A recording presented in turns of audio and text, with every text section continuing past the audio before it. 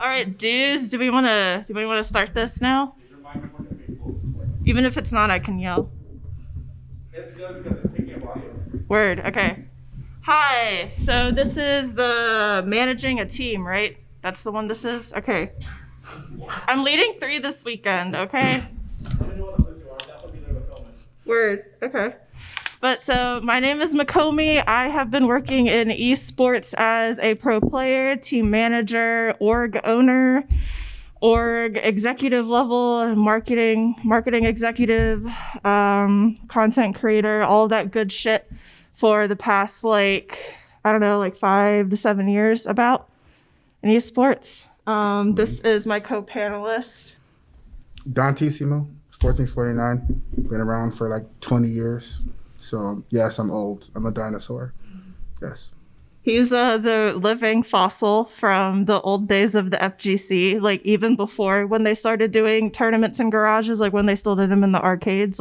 That's his era, which is pretty cool. I'm from before Evo even started, when it was still Battle at the Bay. So, 96, 98. So, yeah. All this works. Okay. Yeah.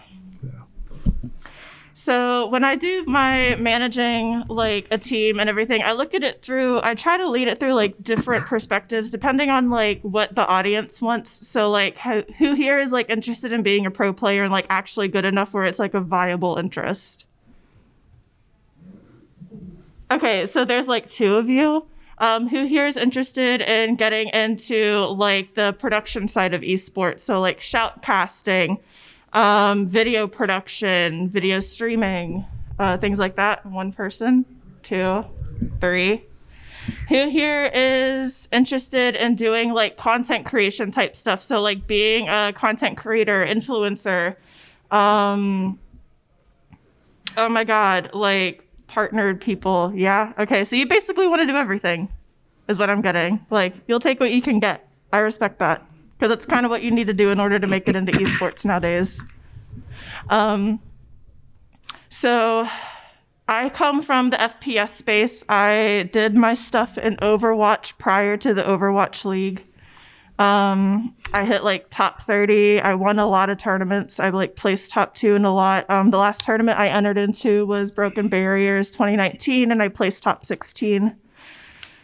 And then I did a few things in Valorant because I got peer pressured, and I managed a tier 2 Valorant team. Well, I got peer pressured again to compete in the Galorants League before Game Changers and stuff.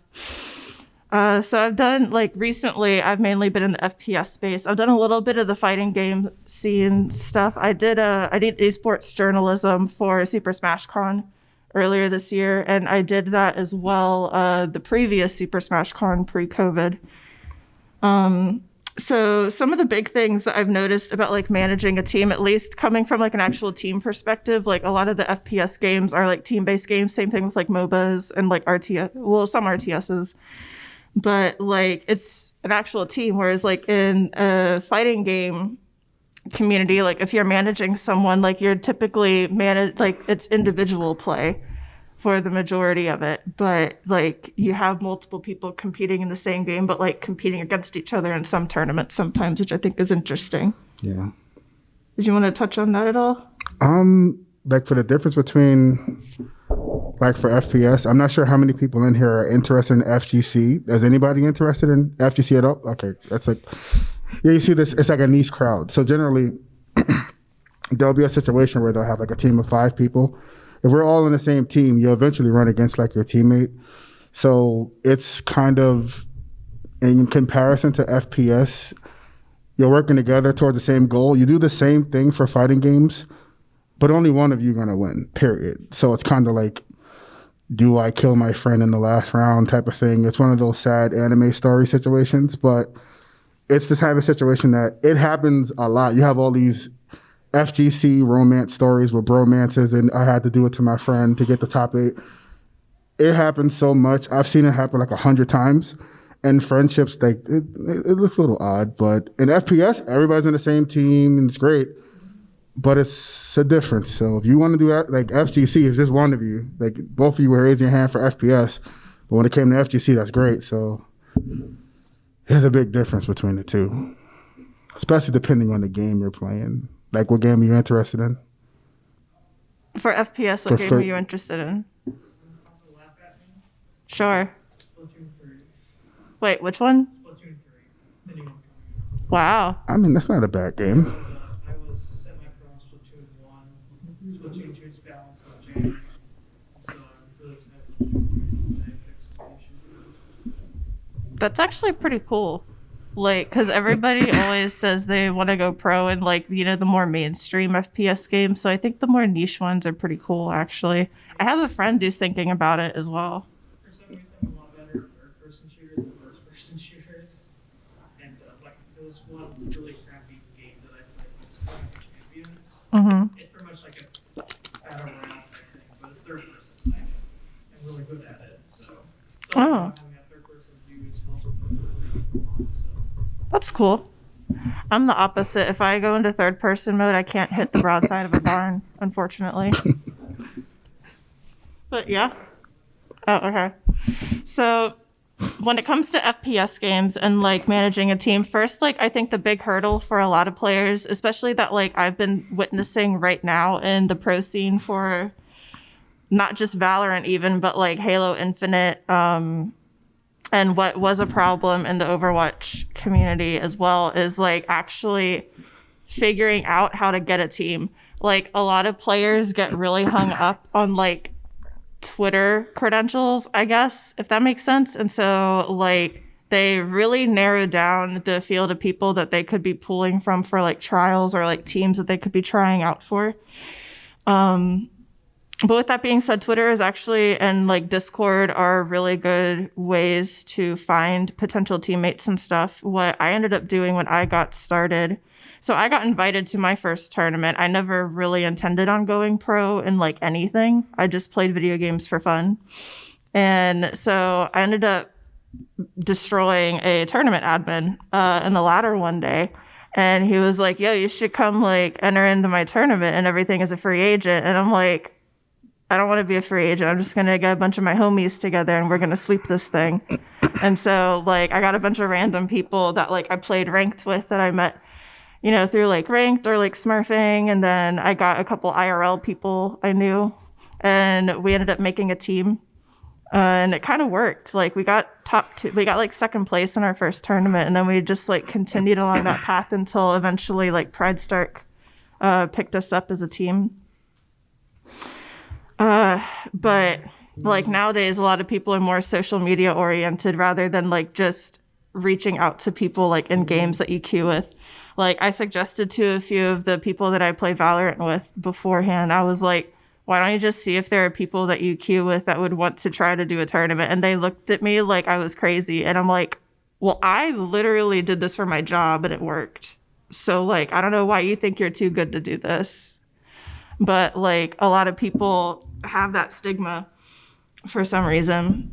Another thing that's really important is like nowadays, especially because there aren't like, there's either like the franchise league or you have to like fight tooth and nail to like claw your way through different leagues, like, you know, challengers for COD, for instance, or the different like NSG tournaments for Valorant, for instance. And so one of the things that makes you more desirable to be picked up as a pro player or team is to have like decent branding and stuff like that. So a lot of teams nowadays, even if they're free agent teams and they have like no money, no sponsors, they're not partnered on Twitch, they're just a bunch of quote unquote nobodies who are really good at shooting people. Like they go on Fiverr and they get a graphic designer to like make a logo for them for like $20 or something. Or they put like actual critical thought into what they want their team name to be. And then like they all get like matching branding. They'll get like staff. It blew my mind that like people were like, they needed to have staff as a free agent team. Like that was one of the big changes that's happened like since COVID, I noticed. So like not even just like having a team manager, but a lot of teams will have like coaches that work like for free and stuff, and like analysts, and then some other people will have like a social media person for the team. just for like the team social media page and stuff like that. And so that's happening at like the free agent level right now, like not even like tier 2 or like tier 1. Like this is like the grassroots level and like entry level, which I thought was very interesting. Some of the places, like I mentioned, like I'm talking about Twitter and Discord a lot because that's where a lot of the networking happens and everything. Like there for different games, there are professional Discord servers. Like that sounds kind of weird, but they're the servers that you go to if you're trying to scout like team members and stuff like that, or like management and whatnot. A lot of the orgs have people in there that do like talent scouting and stuff like that as well. So whenever you decide to go into a game that is in your genre that like you would be interested in going like pro in, like I'm in every single pro server for FPS games basically at this point, because like I have to be for my job. But like that's just something that you need to start like integrating into like what you do and everything, because it increases your validity as a player a lot nowadays. Do I have any questions so far? I was wondering if you were the founder of your organization. So not my OG org. I was brought on as a player and the head of content when I got my first contract with Pride Stark. Back in the day. Then I retired for a couple years due to like health reasons. And then I did American eSports where I was their marketing director. And then COVID hit and the company went under, unfortunately. And then I got into Valorant. And then I saw that a lot of people were getting exploited in the eSports scene. Like players and like managers and stuff like that. Like it's because there's not a lot of regulation, there's a lot of exploitation. And so then I founded Hope Entertainment. It was a C Corp and it was an org. You could look us up on Wikipedia. We had like a pretty high ranked challengers team. We had like a top 20 Rocket League team. Yeah. We did, what else did we do? We had like a stream team. Yeah, we had a pretty good Wild Rift team as well. They were like top 3 in South America. So, huh? Part of her shebang? Oh, for Pride Start? Yeah, 15. I am now, yes. So like, I couldn't hear you. I am now, yes. Previously, like I wasn't on many orgs throughout the years. I did like, I was in Olympic Gaming at one point. I was going to sign the EMP before I moved from New York, but that didn't happen because, you know, I'm not New York.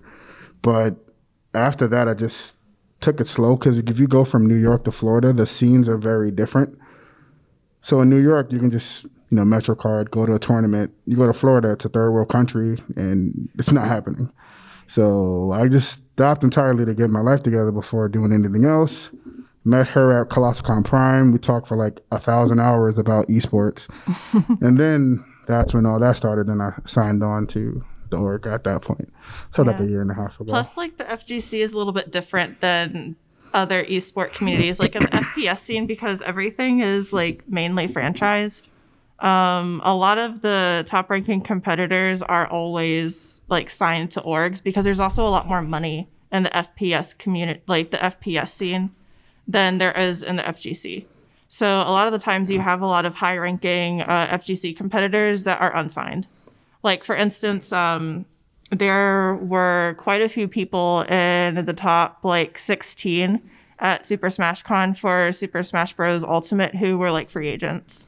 And that's an S tier event. So yeah, it's like, that's kind of what I was trying to get at with like, I have an FGC guy here. I shoot people, he punches people. Because like it's different for like different esports. Think like, you know, baseball, hockey, football, it's all different. Like that's one of the big things about esports I think a lot of people don't really get until like they're in esports. Yeah, and like another big thing about joining an org, depending on what genre of game you're going into, you need to have your reasons for it. So if I'm saying I want to pay my bills, you're not joining the FGC. I can promise you that because you're not paying any bills. I can watch some random 13-year-old win a Fortnite tournament and then he can win $1 million. And then I can look at Sonic Fox's winnings from like the last 10 years, and he made 180,000. And I was like, what? That makes no sense. But again, the most profitable and lucrative tournament scene in FGC was the Dead or Alive community, which everyone laughed at because they had $100,000 tournaments. Mm-hmm. Their season passes were a total of $900 on Xbox 360 if you got everything. So of course they're going to have the money. Team Ninja definitely has the money. But FGC, you don't join an esports league for FGC. I'm doing it for the love of the game. If I get money out of it, great. I'll go buy a pizza or something or whatever I'm going to do and just grow my brand in general, notoriety. But I'm not doing it to become a millionaire and get on yachts. If you want to join like Valorant, that's where, if your goal is money, yes, 1,000% esports. Remember when like Madden tournaments used to happen? Do you remember the Madden bus? Remember how much money there used to be in the Madden bus? I was going to join the Madden bus. I was playing Atlanta Falcons. I was trying to go for the win. I wasn't playing games at all in 2006. I was like, listen, Michael Vick, I'm just going to scramble all day because that's what everybody did in 2006 with the Falcons. You're not going to pick a team because, oh, I'm from New York. I'm pick the Giants. No, they suck. You got to play the tiers in the game. You play to the... Exactly. Every game's got a meta, whether they believe it or not. So in shooting games, there's so much into it. I don't know why, for the life of me, shooting games are so expensive. Like MLG gives you a crap ton of money. FGC events. Rip MLG. Yeah, Rip. I wish. And I tried to join MLG on Halo 3. I was actually worthy of it back in the day on 360. Didn't get a chance to go to the tournament. I was real good. My team got smoked. It was like 50-0. I didn't play, but I still felt the loss anyway. So I'm not saying that, oh, I didn't lose. No, we got body. It was bad. Mm-hmm. But that tournament was $250K. Yep. I've never seen an FGC event. Like, you know who Chris G is? I know almost everybody in here knows who Chris G is, right? It's almost impossible. You know Chris G? He won Marvel 3, I think it was 2 years ago. Grand Finals. You know how much he got for the win at EVO? $87. Now, mind you, I'm deep ingrained in the FGC. I can just randomly call an FGC dude on my phone. Again, I don't like calling random people, like just randomly like, yo, what's up? What am I talking about? Other than, yo, you didn't make any money. But $87 to fly to Las Vegas. It doesn't even cover your boots. It doesn't cover anything. I went to Arcade Monsters in Florida. I won a Mortal Kombat 3 tournament. Ultimate Mortal Kombat 3. Mind you, I live in Florida too. Wasn't this like a couple months ago? It was in November. Yeah, I won an Ultimate Mortal Kombat 3. I won $200. The game is older than most of the people in this room. Am I wrong? Yeah, exactly. So it's like you win random money for random things. But for FPS games, they never give you anything more than a mortgage or for a house or something like that. They never give you anything less than that. Mm-hmm. It's like, oh, you want to play this random Valorant game or what's the other one? Apex? Dude, there's so much money in Apex. My jaw hit the ground when we were like scouting Apex teams like a couple weeks ago. I was like, they made how much in 6 months off of tournament winnings? Excuse me? Yeah, and then you got the League of Legends players, and the money is insane. Like, I definitely picked wrong when I was trying to like learn stuff. When like 2006, when it first started, my friend was like, "Yeah, we should get into League." I'm like, "Nah, man. Street Fighter 3 is definitely where you got to be at. Who cares about League of Legends? What even is that?" And now I'm looking at this game. They got a movie. They had something with KDA, and then I'm like, "Wow, you see what I'm saying?" So when you make a bad decision, like the people who sold their Bitcoin for pizza and like 15 years ago, it's the same thing. Mm-hmm. You don't want to be that guy who sold your crypto for Domino's. So if you pick like a genre, you do it for whatever reason, stick to your guns. Like you were saying, you want to play Splatoon 3. Even though it's niche, Kasuge or not, stick to it because you never know. It could easily just turn and be great. Man, Street Fighter 5 is the same type of game. We thought it was going to be fantastic. There isn't a single pro player that will play that game unless there's money in it. No one actually likes it. We just like the money. No one likes that game. It's like the game is terrible. It's like, why? If you look at it in a competitive standpoint, because then you get to other conversations for FGC, we got to have all these random conversations about quantum physics and the degradation of the skill ceiling and all that stuff. You don't hear that in FPS. You just hear about first, second shot RNG. Like, what is it called again? The first shot RNG. Yeah. Yeah. What is that? They didn't have that in Halo 2 at all. I remember just shooting somebody in the head with a battle rifle. Game. Yeah, see, Halo's fantastic. Yeah, I played it for 2 hours, and I played against diamonds for my placements. It's a great game. Like back when Halo 2, when you did BXR somebody and they die, you needed to get it right or you died. Because he most likely had a shotgun or a sword because noobs, right? Everybody had it. So like now they had all these first shot accuracy. What is It's mainly only like tack shooters. Yeah. Tack shooters.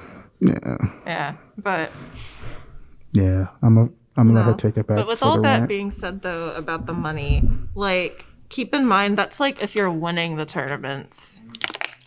So, like, that's another thing. Like, a lot of people go into esports and they think that they're gonna, like, because they're, like, the cracked person in their friend group, right?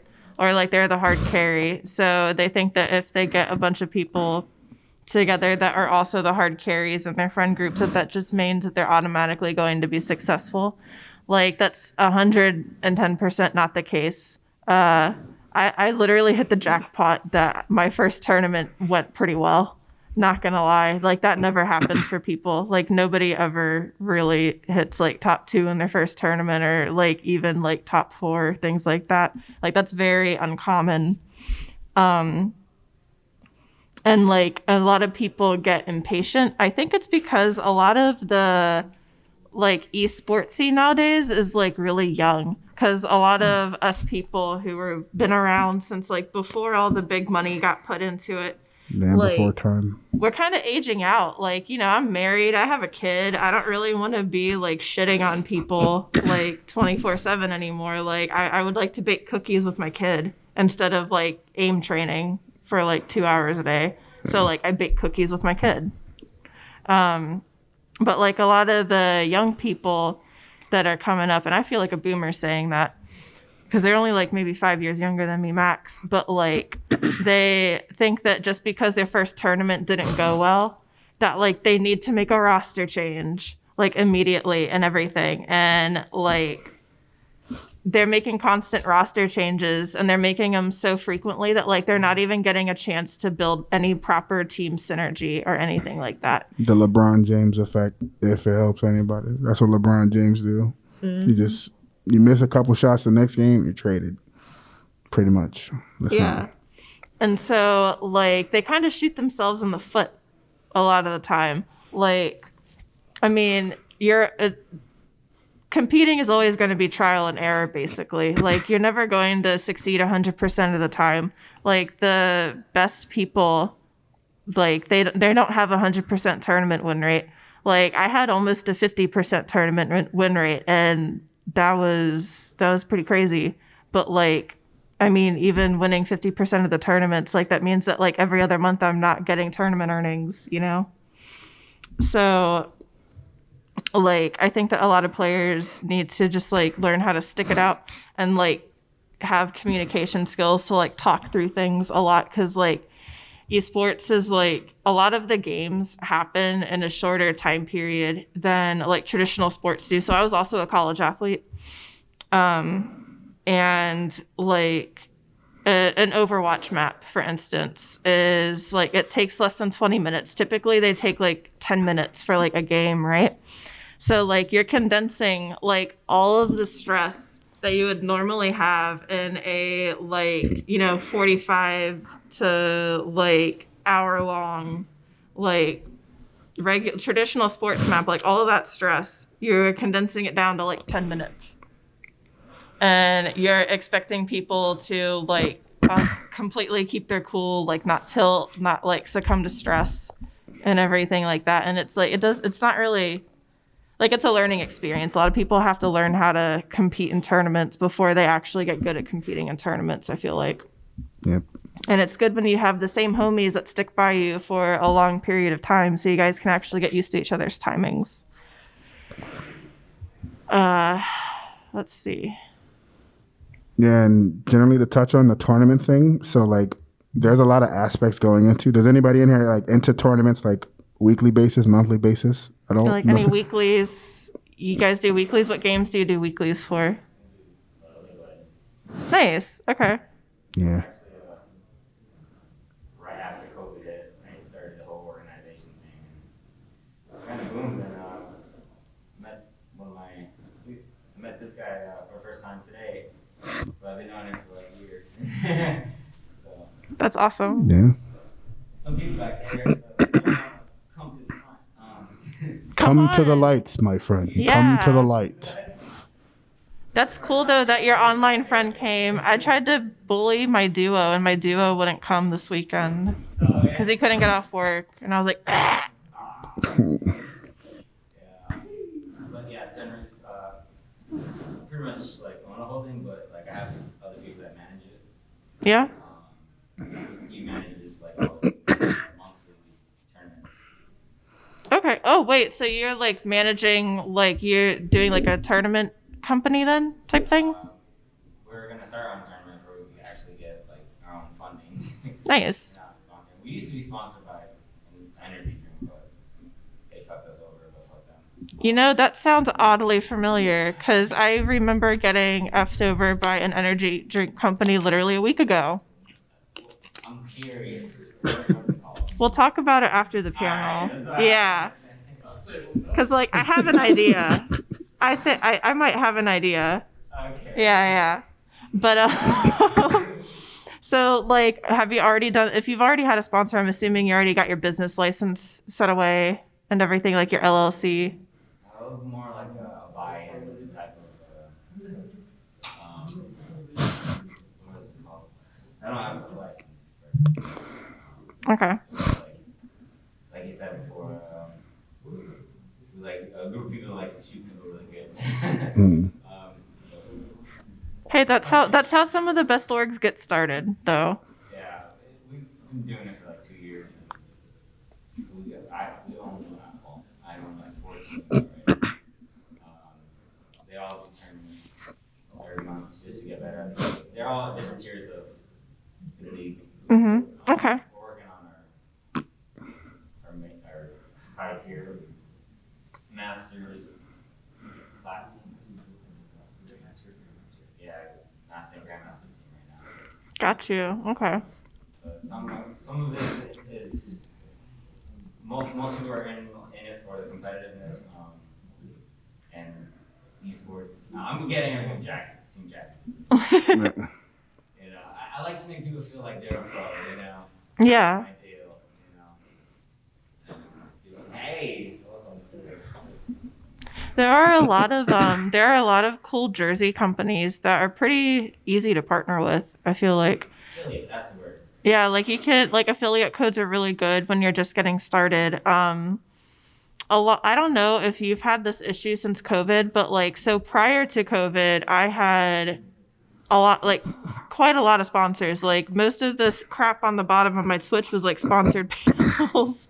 And then like COVID hit, and it's like all of my social media started like growing a lot after COVID and everything. And like I made an org that had very high ranking teams and like multiple continents, but like we had a really hard time getting sponsors. And I think that like it's been really hard to get sponsors since COVID. Like even like not even on like an org level, but like even on a personal level. Cause like I've been sponsored as a content creator since like, I think I picked up my first sponsor in like 2015 and everything. So like I've been sponsored for a pretty long time in the scheme of like content creation is concerned. Like half of my content creation career I've been fully sponsored and stuff. And it's been like so weird, like since COVID, like it's been so hard to get sponsors. Like I've only had one sponsor since then. But yeah. Do you have any good tips or general ways of getting sponsors?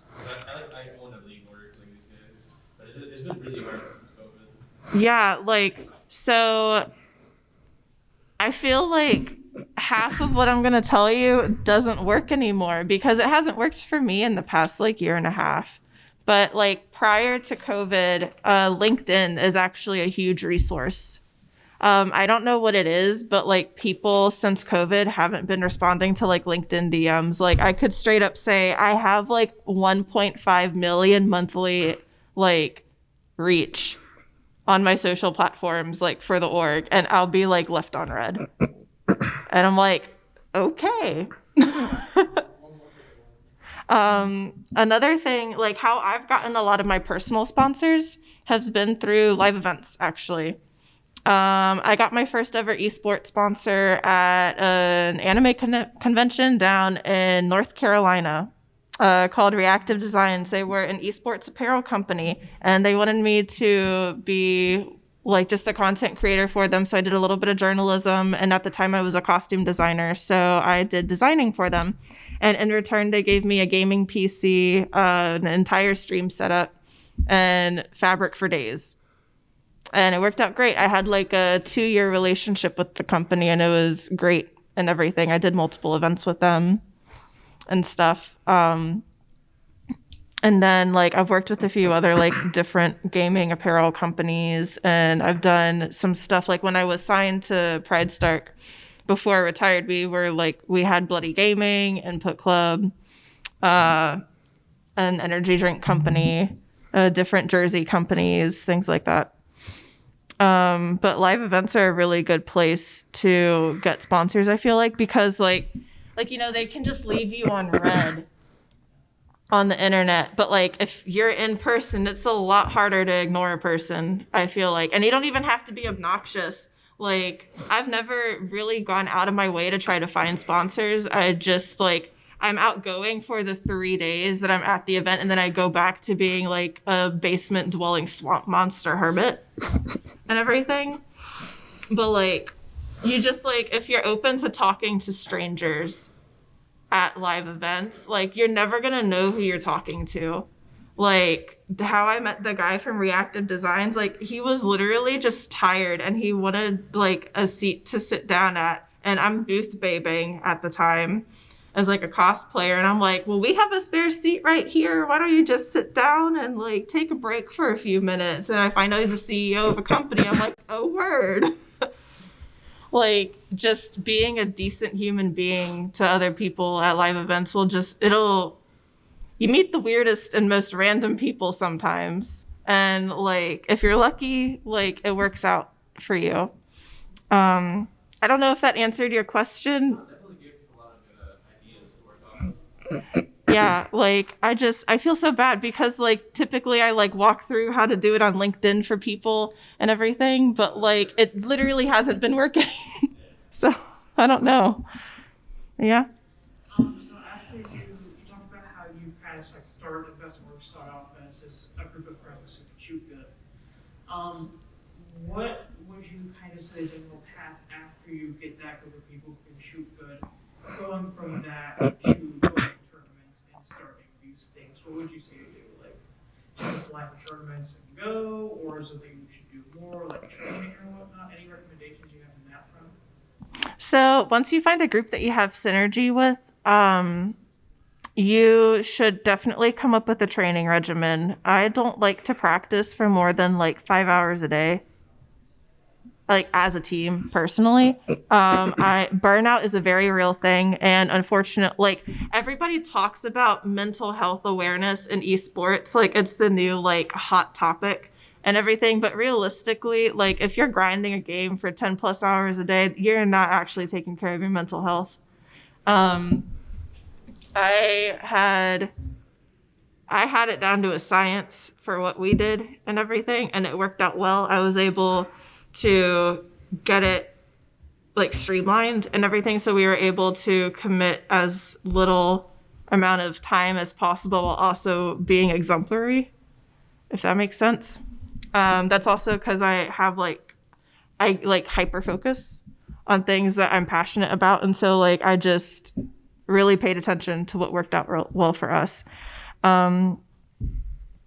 Other than getting like a training regimen, so my timeline was a little bit different than what a lot of people's timeline ends up being. I was already a content creator on the internet for several years beforehand, granted in cosplay, not like esports. And through cosplay, I made a lot of connections like randomly. Like I met old like founders of the MLG through like different events that I was like a cosplay guest with, and Like I met meeting random people at live events. I met a lot of random people, and they ended up being really good connections for me when I did end up swapping to esports on accident. But like, so we ended up winning, let's see, our first tournament was a league, and it started in August. It finished in September, and then we entered into another tournament in like October, and then that one finished. And then I hit up my friend Waywatcher, who is anybody here a like old school WoW vanilla person? Ah, man. Okay, well, okay. I mean, yay, because that's better than Blizzard. But yeah. Anyways, so I hit up my friend Waywatcher, and because I noticed that he was doing some more stuff with Pride Stark, like they got some more like sponsors at that time and everything.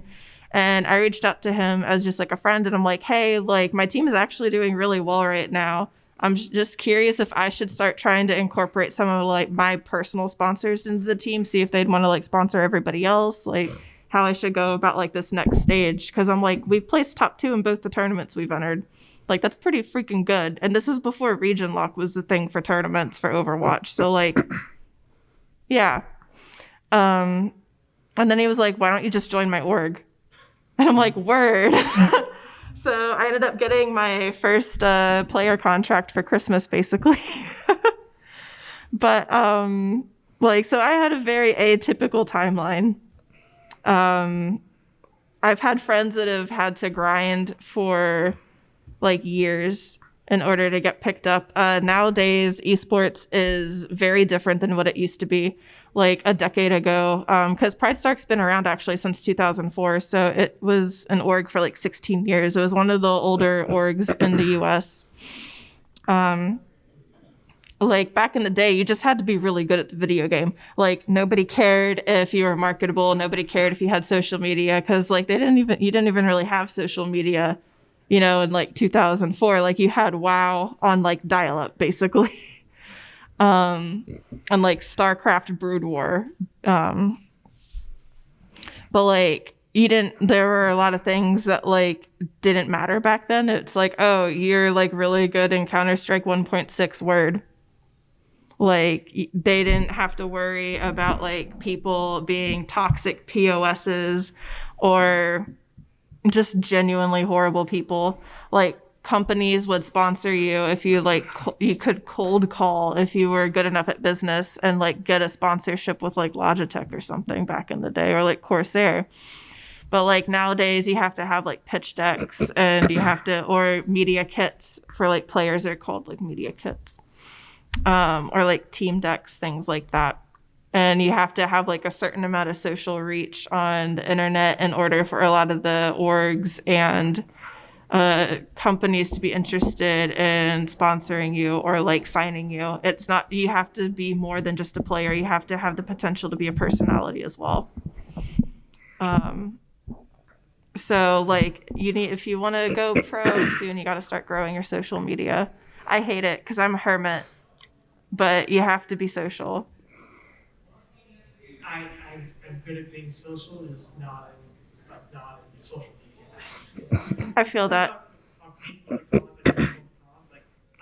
so good at doing that, just kind of meeting random people who have connections. Mm-hmm. Like I always joke about how someone's like shadow clout in Final Fantasy, because I know like all the big names, but nobody really knows who I am. But I think the social media has always been like a struggle for me to kind of figure out how to do.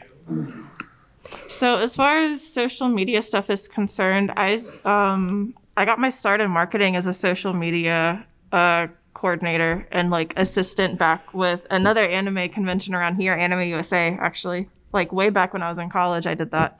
So I could go to conventions for free. Aha, poor college kid, let's go. And like a lot of it you can actually find out through like, there's a lot of like blogs like that you can read to get a lot of the social media. TikTok is really big right now. It's like really weird. So TikTok has been my little baby for the past like 2 months. I'm gonna pull up my crap real quick. I'm not plugging myself. I'm just bringing up it for the metrics. Oh, hey, another person who doesn't know how to shower commented. Let's go. So like I've been growing it for the past like 2 months actively. When you're working on growing your social media, you want to aim for like a 10% growth rate every month. Like that means that you are exceeding expectations, basically like A plus right there. TikTok has the best like reach, I think, out of all the social medias right now. Twitter has good social reach and everything if you have people who will constantly engage with your stuff. Like Twitter, if your tweet doesn't get engaged with within the first like 5 minutes, it's going to be lost to the void, unfortunately. TikTok, I think, is the easiest one to grow on currently. I more than doubled my fan base. I feel weird saying that, but like my fan base, I had more than doubled it in 2 months just because I switched up some hashtag stuff. Did the fan base from TikTok go to other platforms as well? Yes. Yeah. It doesn't go over immediately, and you have to be smart about how you do it. So in my case, I post a lot. Like what I ended up doing, I had to switch my content up. Like that's another thing with social media. Like you need to, like if something isn't working, you don't keep doing it. Like you do something else and you figure out what works. So like I did a lot of the viral stuff because the people that told me how to get into TikTok were cosplayers. And so I just did what they told me, and it works great if you're a cosplayer. However, like even though I am still a cosplayer, I still cosplay guests sometimes and stuff. But like I'm a gamer. Like I am gross. I don't like wearing makeup anymore. I sit in front of monitors and I am the watcher of the internet for my company. Like that's my unofficial job title. Like as a compliance officer, I watch the internet. And so I don't want to, like most of my content is actually gameplay clips now. Because apparently it gets people really mad that a girl is really good at video games. So I'm like, stay mad, boost my engagement, work for me. He's laughing because like I literally just chose violence on somebody earlier today before I had my morning coffee, and I texted him about it. It's like the weirdest trigger in FPS world. This all of a sudden you're fighting a girl, and you're like, oh, now it's 10 times worse. That she got like a triple kill on your whole team. Now it's no different than before you thought it was a dude. It's like you shared a clip when you killed people before, like, and they weren't even looking at you. I'm like, wow, you don't know what a lurk is, I guess, an attack shooter. Okay. But like you want to aim for that. So for TikTok, like I swapped my content up. I was doing Pokemon clips from Pokemon Unite for a while. I played that for like 2 weeks and hit Masters. When Venusaur was trash. Yeah, I did it before Venusaur got buffed. Thank you. Yes, you got to point that out because this is back with the Ronaldinho Saucer Cinderace when he was just insanely strong for no reason. Now, mind you, that was my first MOBA ever. I definitely see. Remember I told you I was picked wrong. That was my first one was Unite, and she was playing like carrying all of us playing top tier. Like we had Gengars and all this other jungler stuff, whatever it's called, right? And then she's playing Venusaur. And I'm like, isn't Venusaur bad? I saw this guy on YouTube because I don't know any better. So everyone's saying Venusaur sucked. Everyone said it. But she's just like hard carrying. I felt like Dora the Explorer's book bag like the whole time because it was like the hardest carry ever. I was like, wow, this is bad. I had like 10 kills. That was great. And I'm like, how many kills you got? Just 52. I'm like, oh, just 52? That's cool. That's great. 52 and 2. That's awesome. I think all characters are good if you're good with them. Yeah, I'm hogwash. Yeah. Like I just wanted to kick the soccer ball. I'm not gonna lie. That's all I wanted to do. That's all you needed to do because I was there and I was using Lux's ult. Life is like a book bag is really good. In the mobile world, you just succeed for nothing. Obviously me. Yeah, Still her. I had the stronger Pokemon and she was still the one killing it. I'm doing all kind of ults and everything and she's just like. It's like Solar Beam. Yeah. And this is like week 1 when no one understood anything and then everybody started learning and you had all these master ranks and I'm trying to recoup because like there were a bunch of kids playing. Like you gotta look at it like, oh, so this is a MOBA, so this is League. And like you look at it like it's League, and then I'm like, okay, I'm automatically better than 80% of the 12-year-olds who are playing this game. Yeah, and that game, Because I played League for like 1 month prior to the game came out. that game definitely scared me from playing League because I didn't understand none of that stuff. League Like, is a lot harder. I thought bot lane was just where bots go. I really didn't understand what was like bottom lane. I was like, is that what that meant? Yeah. Like at first it was like, go bot lane. I'm like, there's bots everywhere though. Like, what are you talking about? There's bots in the middle. Should I go there with Cinderace? No, he's not a jungler. So is it a jungler because this is a jungle? And like that made sense, but bot lane, top lane, yes. Bot is short for bottom. See, it didn't make no sense. I'm looking at all these bots. I'm like, okay, I don't get it. Oh. Yeah, like I'm like, right? But like anyways, so I posted a lot of that content because I was doing tutorials because everybody was trying to crap on Venusaur. I'm like, no, y'all are just bad. Like, look at this. Like, I'm gonna speedrun Masters. And I did. And then I got sick of the game because I got internet, like really bad internet at my new apartment that I moved to. So I quit playing. And I swapped back to like Valorant and whatnot. So like I blew up like Valorant wise, kind of. And so like when that happened, I had a lot more people. I had like a lot of people following my Twitch. Like when I swapped to Pokemon, I increased my follower count by like over 10% in like 1 month, which was a pretty big deal. And I've had pretty consistent growth on Twitch with Pokemon. However, I still don't like to stream FPS games anymore because like I'm retired. And I don't want people, because like I am a woman, and I've had a lot of people try to be rude to me. They're like, "Oh, you're oh my god, your opportunities because you're a pretty girl," and I'm like, "Or I'm good. This is just a shooter I didn't go pro in." But like, so I don't like streaming FPS games much anymore. But so because I don't stream Valorant, I don't have like that carryover that I get from TikTok. Like I still have people that'll come over from TikTok and they'll pop in my stream while I'm streaming Pokemon just so they can like ask me questions about like Valorant stuff because like I understand it. And I have a very interesting outlook on Valorant because I did come from Overwatch. Like a lot of the really successful people in Valorant come from other FPS games like CSGO, but I come from the ability-based FPS game. So I have a different mindset that a lot of people do. And also like I'm an accessible person who was pro in another game. So like because I answer questions for people when they pop in my stream. I'm not going to be like, oh yeah, if you go to my Metafy or whatever it's called, like you can pay for me to coach you. Like I don't do that. I'm like, yeah, you timed that wrong. Like get better, you know. And so like I'll have people come over, but like if I started streaming Valorant again, I'd have a lot more carryover. But it's just like if you're gonna grow your social media, you have to grow it for the thing that you're gonna like have on all of your platforms basically. Like I'm kind of shooting myself in the foot at the moment. But it's my little like TikTok is my pet project, so we're gonna see what happens. Yeah, so pretty much Splatoon 3, stick to it. Yeah. At the end of the day, just die on the sword you love in general. That's how it works. At least you're not gonna play a game that seems like a chore. Like I have a love-hate relationship with Street Fighter V, where I'm like, oh, it's like an ex-girlfriend that I don't want to go back to, but I end up back with repeatedly, and it's like she's gonna treat me better this time. It's like, but then like she just gaslights you again. That's like me in Overwatch. Never changes. But for like, I'm playing every old game in history at the moment. Like Ultimate Mortal Kombat 3, it treats me great. I like the game.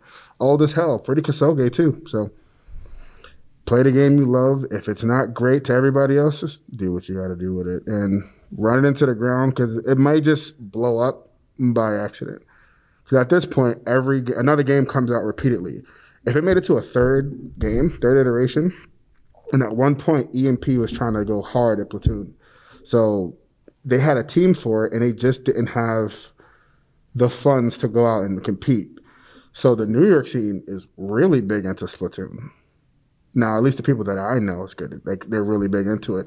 I don't remember them getting into that, but like I don't know about Splatoon 2 for them. They might get into 3, but it's a popular game. Everybody else likes it, so you might as well just keep playing it and you never know what could happen. Also, another thing, because you asked a question earlier, and I talked a lot about like the two other parts of the question, but like when you should start like trying to figure out what tournaments to enter. So like nowadays there are a lot of tournaments that are online, which make esports like way more accessible than it used to be. Like one of the reasons why I didn't get into esports younger was because I couldn't go to tournaments. Like I went to college in Lynchburg, Virginia. Like it has a thriving esports scene of myself. And my son likes to think that he's better than me in Smash Bros, but I'm too nice to like let him experience true agony. My husband is like, she won't drop a stock against you. Like he sets him straight, but like I'm too nice. But like, so that's the esports scene in my city basically. So like there's nothing going on. Like when I was in college, there was like the tournaments we had were like the tournaments that like my now husband and I set up between our dorms for Smash Bros. Melee, like in the common area, because like we just really liked playing Smash, unironically. And like because of that, I wasn't able to get into it younger and everything. So like if you don't live in a like esports hub, it's going to make esports a lot harder for you. I would say, because a lot of the tournaments, they'll release their schedule about like a year or 6 months in advance. Like you guys would have to sit down with a team and like realistically look at all of your like personal finances and everything to find out what's viable. Like I had a lot of my friends go to some of the different Valorant lands that just happened. There was one in Philly, I think, right? Philly. And then there was one in Ohio. And I had guys that I queue with go to the Ohio one for work because one of them was, two of them were pro coaches at the time. And then like some other people were local to the Philly one. So you're going to want to go to whatever is like the most affordable for you to go to. Just be aware that like finances do hinder people in esports.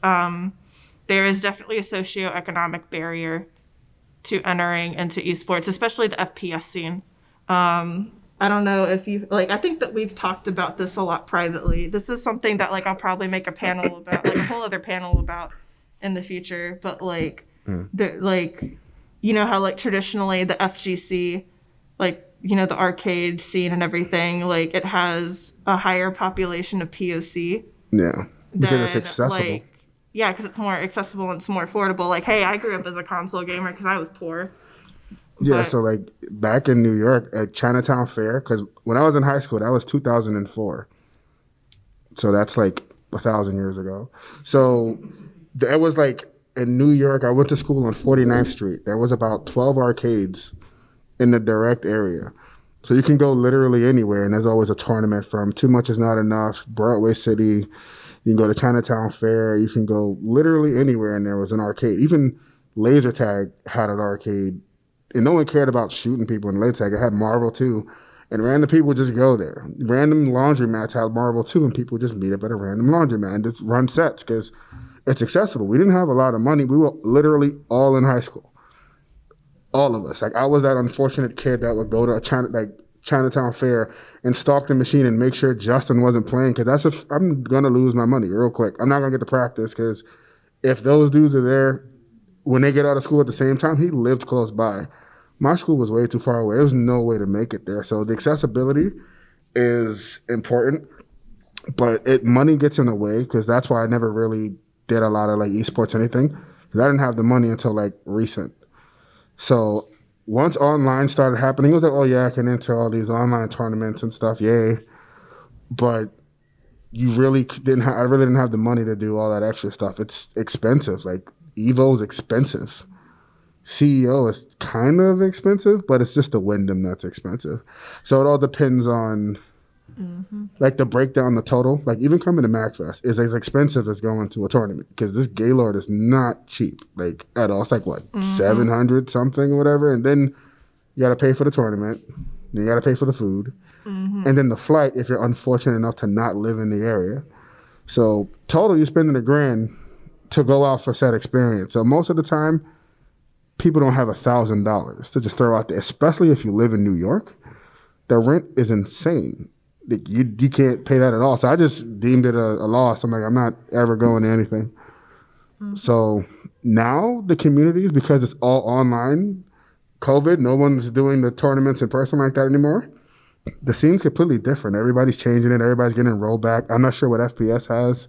That's like a rollback based thing. I know for fighting games, rollback is the greatest thing that ever happened since sliced bread.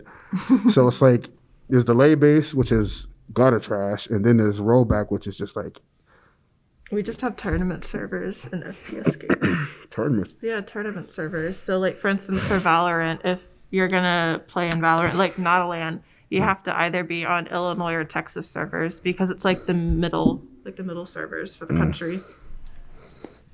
Yeah. So the accessibility is like way up there. You had a question? How would you say for someone to go around and joining some of like the bigger names, like getting the outreach, and not necessarily as like a professional player, but getting the support staff? Okay, so like typical business positions. Okay, so hit marker jobs. A lot of these companies will put out like actual like job listings on different esports websites. So like Hitmarker, Rect. You could go on LinkedIn. I know. So I don't follow a lot of the people just because, once again, I am a hermit. But a lot of the people that I know follow these people. So I get tagged in a lot of Twitter postings for like jobs and stuff. Like 100 Thieves frequently puts out looking for X position posts. Like their CMO, so like their chief marketing officer, she's I don't remember her name. It's a her though. But like she'll put them on her page, and then like the person below her will put them on her page, and then like they get retweeted all over the place. Same thing with like TSM FTX. I've seen Fnatic do it. I've seen Optic, E United. I would have to think. I haven't been paying too close attention. Sentinels, I think, did it a couple months ago. So like they put them on Twitter as well.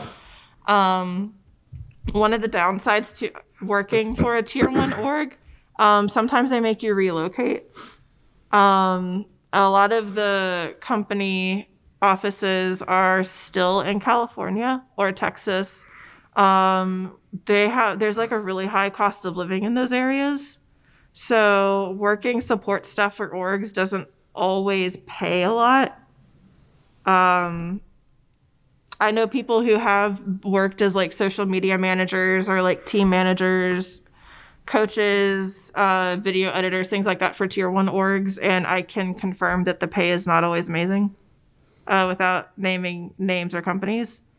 The pay gets better the higher up you climb on the social ladder and on the business ladder, but getting that initial like your foot in the door in esports as like a support staff type thing, like typically you're not going to be getting paid. You're going to be functioning as like an intern, like an unpaid social media intern, where you're going to be making memes for an org or something like that, which is honestly kind of a dream job. Like if they paid me to make memes part-time, like I'd be pretty happy. Like that'd be fun.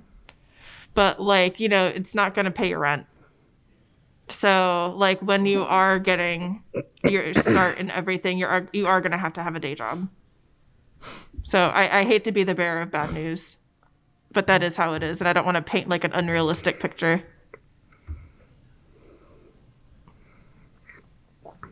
Do we have any more questions? Actually, we don't have time for questions because it's 5:30. In the next panel, it's 6. Oh. This is the buffer zone. Oh, they gave me a buffer. They're smart. The last time I had people talking to me for like an hour after the panel.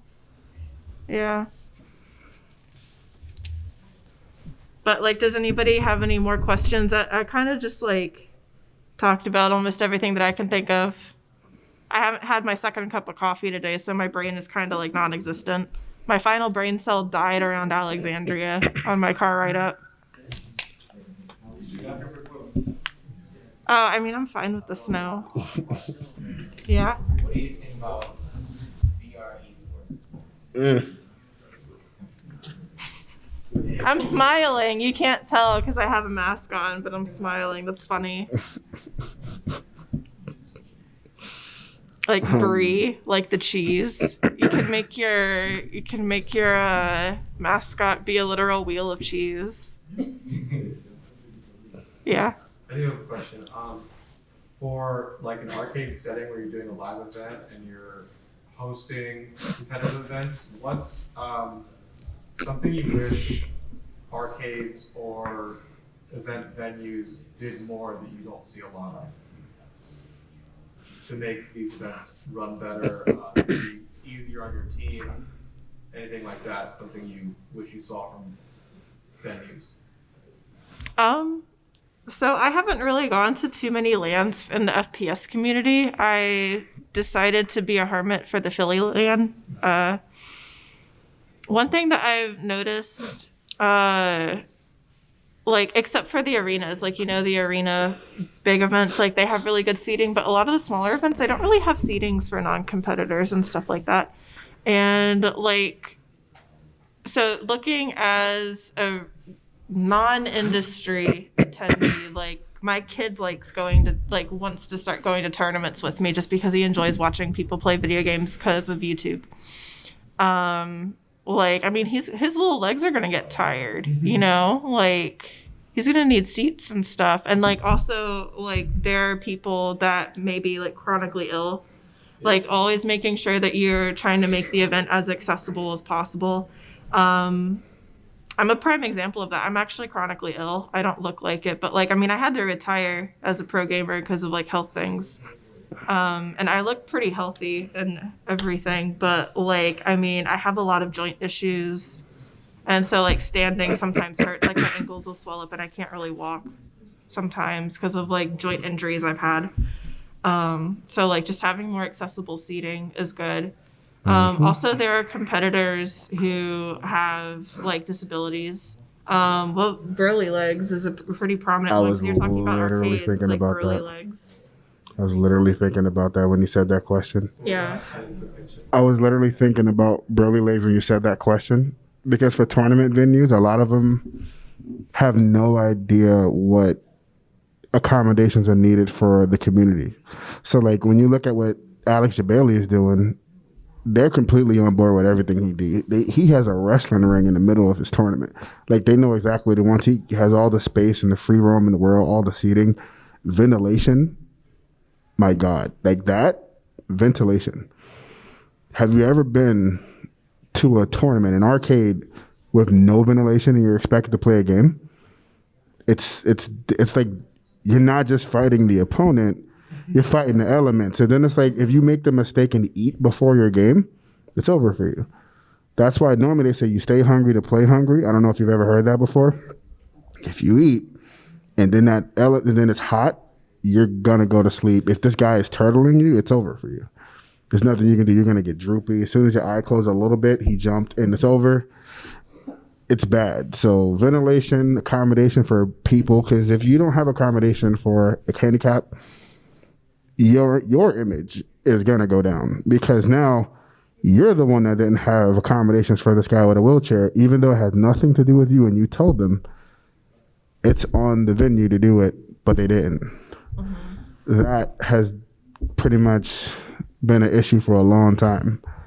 So, And then another thing, speaking as a female, who occasionally doesn't look like a swamp monster, having security at the venue, or like a security department, is always good. Even though, like, the actual gamers are split 50-50 men, women, when you go to tournaments, it is still, like, over 90% dudes. And women, like, I've had to deal with harassment at tournaments before, in, like, the FGC community. That didn't last very long, but I have had to deal with harassment at tournaments before. yeah. And just, like, having a security department, or even just, like, one or two dudes that are like there to like for somebody to put like a formal complaint with, because it look, especially since like esports is slowly like snail's pace becoming more inclusive with like women and everything, like if you are making proactive like moves to like make women have a more comfortable, and by comfortable I mean not having to worry about like some guy stalking her the whole weekend at the LAN time, then that'll be a really good look for you and your event, I think. Yeah. Yeah, because like generally, if you're trying, are you trying to like throw events and stuff like that? What was that? Are you trying to throw events and stuff like that? Yeah, hosting events. Yeah, so like what you were saying about having to be in a good look, if you look at the numbers and the reach you would have based on players. So let's say you were doing, I don't know, Halo. Say it was like a 12-man, a 12 team tournament. That's what, 48 people. Yeah, so yeah, so in that case, 60 minimum. 60 minimum. But then if you think about the reach, because if those 60 players see it and it's going to sound crummy, you can replace the player simply. It's not an issue. But the problem is if you make that mistake and everyone sees it on Twitch, then that's negative because not everyone's going to go out there. You know how the world is. You one mistake, you get a hashtag and it's a bad hashtag. So you have to cater to the audience, which is literally safety for sure. That has to be like a number one. Like, I can't really stress that enough because a lot of people, have a good one, guys. A lot of people make that mistake when they start up. They don't really think, because like an FGC event, it's just ratchet. They just let things happen and it's whatever, you know, bring your entourage and your own protection. They don't really have much for this girl wants to walk to her room after tournament hours where everybody's drinking. They don't have anything like that. So if you do, it looks a lot more friendly to more people who want to get interested in it. Because I don't know if you know, but Jamie Lee Curtis was interested in the FGC. She even came to EVO cosplaying as Vega at one point. And she brought her son to see how it was. Now, I forgot what her impression of it was. But when they do stuff like that, and you have no idea they're even going to be there, you have no idea the reach, because she has a ridiculous reach. She's been around since like the 70s or 80s. So you just want to be sure that it's all good for everyone before you do anything. Like, that's super important. Yeah. And then for like another obvious thing is like having somebody like CPR certified on medical staff. Yep. Which is really good, like safety thing. Like without really knowing like venue space, I can't really give any more like specific things.